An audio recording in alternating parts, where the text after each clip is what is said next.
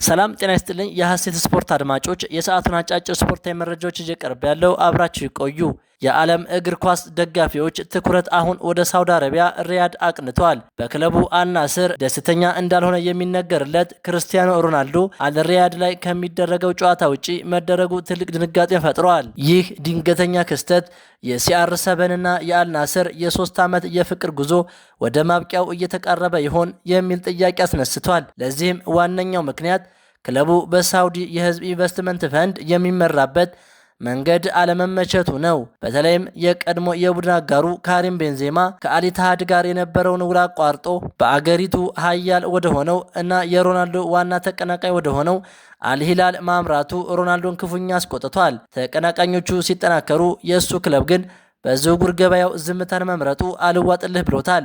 ሮናልዶ አልናስርን ከተቀላቀለ በኋላ በግል ብቃቱ አስገራሚ ጉዞ እያደረገ ሲሆን ባለፉት 2 የሊግ ውድድሮች በ35 እና በ25 ግቦች የሊጉ ኮከብ ግብ መሆን ችሏል። በአሁኑ ወቅት የእግር ኳስ ዘመኑን ግቦች 961 ላይ አድርሷል። 1000 ግቦችን ለመሙላት የቀረው 39 ብቻ ነው። በሚገርም ሁኔታ ግን እስካሁን ከአልናስር ጋር ያነሳው የአረብ ኮከብ ሻምፒዮና ዋንጫን ብቻ ነው።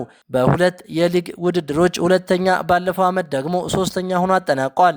ሳውዲ በ2023 ብቻ ከ700 ሚሊዮን ፓውንድ በላይ ለኮከቦች ዝውውር አውጥታለች። ኔማር፣ ሚትሮቪች እና ኔቪስ ወደ አልሂላል ሲጎርፉ አልናስር ግን በዚህ የጥር ዝውውር መስኮት እጁን አጣጥፎ መቀመጡ ሮናልዶን ለከፍተኛ ተስፋ መቁረጥ ዳርጎታል። አሁን ላይ አልናስር ከነባር ተቀናቃኞቹ አልሂላል እና አልሃሊ በተጨማሪ እንደ ኒዮም ካሉ ክለቦች ጋር መፎካከር እየከበደው መጥቷል። ሮናልዶ ከማንቸስተር ዩናይትድ በ2022 ሲለያይ ያሳየው ቁርጠኝነት አሁንም እየታየ ነው።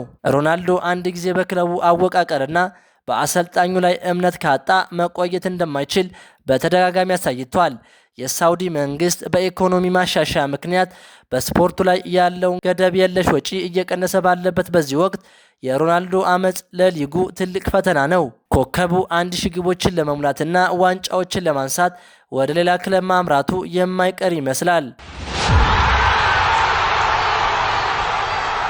አሰልጣኝ ፔፕ ጋርዲዮላ በውድድር ዘመኑ መጨረሻ ማንቸስተር ሲቲን የሚለቁበት እድል ሰፊ መሆኑ ተሰምቷል። አሰልጣኙ በማንቸስተር ሲቲ የ2 ዓመት ውል ቢፈርሙም ለ1 ዓመት ብቻ ይቆያሉ ተብሎ ይጠበቃል።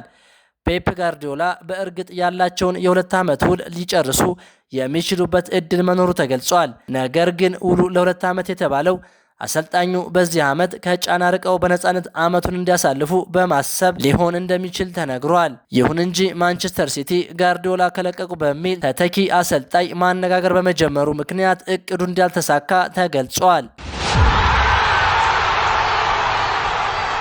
የመርሲሳይዱ ክለብ ሊቨርፑል የሬንሱን የኋላ መስመር ተጫዋች ጄርሚ ጃክዌት ማስፈረሙን በይፋ አስታውቋል። የ20 ዓመቱ ተከላካይ ጄርሚ ጃክዌት የ5 ዓመት ኮንትራት የፈረመ ሲሆን በሚቀጥለው ክረምት ሊቨርፑል ይቀላቀላል።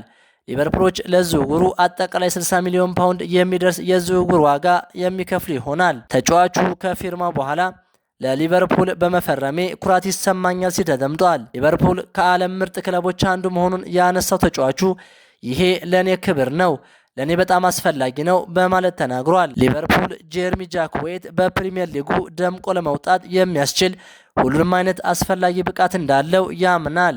በክለቡ ውስጥ የተጫዋቾቹን ዝውውር ስኬታማ የረጅም ጊዜ ስምምነት አድርገው እንደሚመለከቱት ተገልጿል። የተጫዋቹ የሥራ ስነ ምግባርና ራሱን ለማሳደግ ያለው ቁርጠኝነት ክለቡን ቀልብ ሲስብ ዝውውሩ በቁጥራዊ መረጃ ተንታኞችም መደገፉ ተዘግቧል።